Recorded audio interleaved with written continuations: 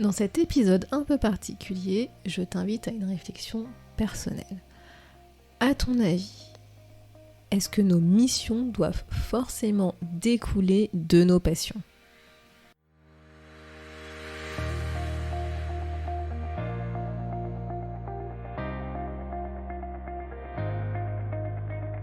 Bonjour à tous et à toutes, vous êtes sur le podcast Le quart d'heure d'Inspire Action. Moi c'est Wefa, votre coach en transformation de vie. Chaque semaine, retrouvez dans ce podcast des outils pour développer votre self-awareness, des actions à réaliser pour démarrer votre transformation, ainsi que des témoignages de personnes comme vous et moi qui ont décidé de devenir l'architecte de leur vie. Alors, installez-vous tranquillement et prenez de quoi écrire. Hello la tribu et bienvenue dans l'épisode 61 du podcast. Aujourd'hui, c'est un épisode un peu particulier parce que en fait, je vais, t'inviter à une réflexion sur une question que je me pose moi-même en fait, que notamment je me suis posée quand j'ai fait mes recherches autour de ma mission de vie. Donc en fait, il n'y a pas de réponse, je ne vais pas t'apporter de réponse toute faite dans cet épisode, mais j'ai vraiment envie, je t'invite en fait à avoir cette réflexion personnelle. Et donc si tu as cliqué sur le nom de l'épisode, tu dois te douter de ce dont je vais te parler. C'est est-ce que notre mission de vie est issue de nos passions ? Parce que souvent on a tendance à nous dire qu'il faut être passionné, qu'il faut adorer, aimer le job qu'on a choisi pour avoir l'impression justement que c'est qu'on travaille pas et qu'on s'éclate tout le temps. Mais moi, tu vois, honnêtement, je me suis posé la question si notre mission de vie devait forcément être en lien avec une de nos passions. Et donc voilà, et donc je vais te proposer cet épisode où je vais te partager mon point de vue sur le sujet. Tu as le droit d'être d'accord ou pas d'accord avec moi. D'ailleurs, ça me fera plaisir de le savoir en commentaire de l'article qui sera associé à cet épisode. Parce que tu vois, moi perso, je pense, je crois que j'en avais déjà parlé dans un épisode, mais je pense en fait que nous avons qu'une seule mission de vie. Pas comme c'est présenté sur internet ou dans des livres de développement personnel. En fait, moi je pense que notre seule mission de vie, et encore si on peut appeler ça une mission de vie, c'est tout simplement entre guillemets, de vivre en accord avec qui nous sommes, et donc de vivre en accord avec nos valeurs. Si jamais tu débarques directement sur cet épisode, tu vas très rapidement te rendre compte que les valeurs, c'est un peu mon ADN de coach. Mais voilà, moi vraiment, je pense que notre mission sur cette terre, c'est de vivre en accord avec qui on est, de vivre en paix avec qui on est et d'être en phase alignée avec nos valeurs. Ensuite, dans notre vie, tu vois, on va être amené à avoir différentes missions sur différents plans, que ça peut être professionnel, personnel, familial, de société, etc. Et ce sont ces missions qui vont refléter en fait nos valeurs, qui vont nous animer, qui vont, tu vois, nous donner l'envie justement de nous battre, etc. Voilà, moi, personnellement, je pense vraiment que notre vie en fait est, que tu vois, on a des étapes dans notre vie où on a différentes missions parce que effectivement on va vivre en accord avec qui on est, avec ce qu'on veut accomplir, avec nos valeurs, et que nos valeurs elles peuvent évoluer en fonction justement des expériences de vie, des rencontres qu'on va faire, et que donc on n'a pas une mission de vie à accomplir, à trouver, à atteindre, etc. Enfin voilà, je suis pas forcément dans le côté unicité, c'est le côté unique de cette mission. Pour autant, tu vois, est-ce qu'on peut dire que pour être en phase, pour être aligné avec nos missions de vie, t'appelles ça comme tu veux, est-ce que celles-ci doivent forcément découler de nos passions ? Donc voilà, je te l'ai dit, et moi personnellement, je pense que non. Quand je réfléchis à comment est-ce que je perçois les choses, comment est-ce que je vis les choses, j'ai pas l'impression que nos missions doivent forcément découler de nos passions pour être aligné, être épanoui, être heureux, être heureuse, avoir le bonheur dans notre vie, etc. En fait, tu vois, personnellement, pour moi, mes passions, effectivement, elles vont contribuer à mon bien-être, à des instants de flow, à des instants d'ikigai. Bon, si tu ne sais pas ce que c'est que l'ikigai, je t'invite à écouter les épisodes précédents. Mais pour autant, je n'ai pas envie de faire une de mes passions que j'ai à aujourd'hui comme étant une mission, un job, une activité pro ou quoi que ce soit. Pour moi, c'est des passions qui sont égoïstes, je peux un peu dire dans ce sens-là, égoïstes dans le sens où elles sont à moi, elles sont pour moi, j'ai envie de les faire quand j'ai envie de les faire et j'ai pas forcément envie, entre guillemets, d'en faire un job, d'en faire une profession qui te permet de gagner de l'argent ou quoi que ce soit, tu vois. Et dans certains cas, et pour certaines personnes, ok, je peux le comprendre et je l'entends qu'effectivement c'est le cas, que une passion est devenue le métier, le job, l'activité professionnelle, mais je ne pense pas que ce soit le cas pour tout le monde et je ne pense pas que ce soit l'objectif de chacun de trouver sa passion qui va permettre d'être transformée en job ou quoi que ce soit.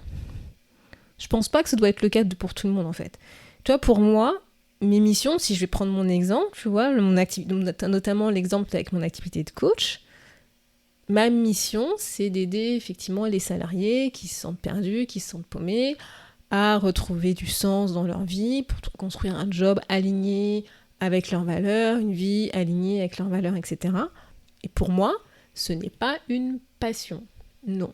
C'est un combat, je pourrais appeler, voilà, moi j'appelle ça un combat personnel que j'ai décidé personnellement de mener.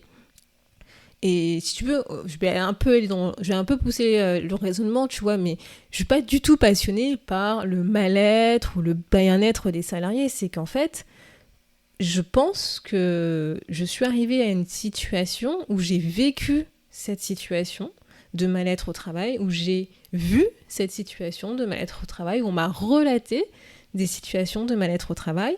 Et en fait, je me sens... Je sais pas si c'est le bon mot, mais en tout cas, c'est celui qui me vient en tête, c'est que je me sens révoltée, en fait, quand j'entends des situations où que des personnes, des salariés, en fait, se sentent vraiment très mal, enfin, vivent vraiment des situations de mal-être au travail, que ce soit sur le plan physique, que ce soit sur le plan émotionnel, psychologique. Et pour moi, en fait, c'est pas OK. En fait, je suis pas OK avec ce genre de situation parce que je pense que c'est le reflet de mes valeurs, de mes convictions personnelles, de ce qu'on va dire de mon pourquoi, voilà, parce que moi je suis persuadée en fait qu'on peut vivre dans un monde où on peut avoir une harmonie en fait avec les personnes, les autres, la nature, les animaux, enfin vraiment un environnement au sens large harmonieux. J'ai cette conviction personnelle et en fait ce qui fait que j'ai une de mes missions, donc notamment je te parle de cette mission de coach, qui en a découlé. Mais ça ne découle pas forcément d'une de mes passions. Tu vois, au-delà juste du job, on va dire, d'être coach, c'est, en fait, je ressens vraiment une certaine souffrance, en fait, quand j'entends, en fait, ces histoires, ces situations de personnes qui se sentent pas bien au travail pour X raisons. Et j'ai vraiment envie, en fait, à ma manière, de me battre pour changer ça, en fait. Et en fait, le coaching, tu vois, c'est un moyen que j'ai trouvé aujourd'hui pour pouvoir mener, entre guillemets, ce combat. J'ai l'impression que je suis sur un champ de bataille quand je te dis ça. Mais tu vois, pour moi, c'est un moyen, en fait, que j'utilise. Et si un jour, il s'avère que je trouverai un autre moyen pour continuer cette mission, et ben, j'utiliserai cet autre moyen, tu vois. J'adore cette activité de coaching, j'adore être coach. Cette activité, en fait, elle est en train de se transformer en passion, mais à la base, c'était pas forcément une passion, en fait. En fait, c'est que je me suis rendu compte que l'activité professionnelle de coach correspond à plusieurs de mes valeurs, à certaines convictions que j'ai, à des besoins, etc. Mais c'est une sorte de véhicule que j'utilise aujourd'hui pour réaliser une de mes missions. Et j'ai conscience qu'en fait, que pour moi, le coaching, en tout cas, c'est un moyen pour justement, comme je te le disais, réaliser une de mes missions. Mais pour autant, ce n'est pas issu de mes passions. Enfin, le coaching n'est pas issu d'une de mes passions. C'est pas le résultat d'une de mes passions que j'ai transformé en contribution pour le monde et que j'ai transformé en job, tu vois. Et c'est pour ça que je suis alignée avec non, pas du tout, en fait. Ça m'est venu à moi pour X raisons, et je l'utilise pour contribuer à une de mes missions. Et tu vois, je sais pas, mais par exemple, la musique, pour moi, effectivement, c'est une passion que j'ai. Lire, c'est une autre passion que j'ai. La nature, me balader dans la nature, c'est une autre passion que j'ai. accompagner les salariés, c'est pour moi une mission. C'est pas quelque chose qui me plaît dans le sens où, honnêtement, si demain on me dit qu'il n'y a plus ces situations de mal-être au travail, que les gens en fait sont alignés avec qui ils sont, ils osent être qui ils sont, que ce soit sur le plan perso ou pro, bah moi je suis super contente et je passe à autre chose, tu vois, je passe à un autre combat, on va dire. Et tu vois, c'est pas une passion dans ce sens-là, c'est une conviction personnelle que j'ai envie de me battre pour cette conviction personnelle, en fait. Et pourquoi je te raconte ça ? C'est parce que vraiment, je voudrais que tu te fasses en fait ta propre religion, on va dire, sur ce sujet, parce que peut-être que tu as entendu qu'il fallait absolument, pour être heureux, être heureuse, que ton job soit un job passion, ou peut-être que tu te tiens les cheveux justement à pouvoir essayer de trouver un métier qui soit un métier passion pour pouvoir être heureux, épanoui dans ta vie, ou peut-être que, je sais pas, tu te prends la tête parce que tu essayes d'analyser tes activités, tes passions, et que tu essaies de transformer ce truc en job, en mission, que tu pourrais être payé, etc. Ou encore peut-être que, je sais pas, que tu as l'impression que tu trouveras jamais un job idéal parce que tu considères que tu n'as pas de passion, tu vois, je sais pas. Enfin voilà, tout ça, ce que je veux juste que tu retiennes, c'est que ce sont des croyances. En fait, tu n'as pas besoin d'être passionné pour quelque chose, pour en faire ton prochain job, ta prochaine étape de vie. Tu n'as pas besoin d'avoir un combat perso à mener ou une mission pour créer un job aligné en phase avec toi où tu vas changer le monde, tu vas révolutionner la Terre. Non, je veux dire, ton ambition, elle peut être simple, mais en même temps ambitieuse pour toi par rapport à ta vie.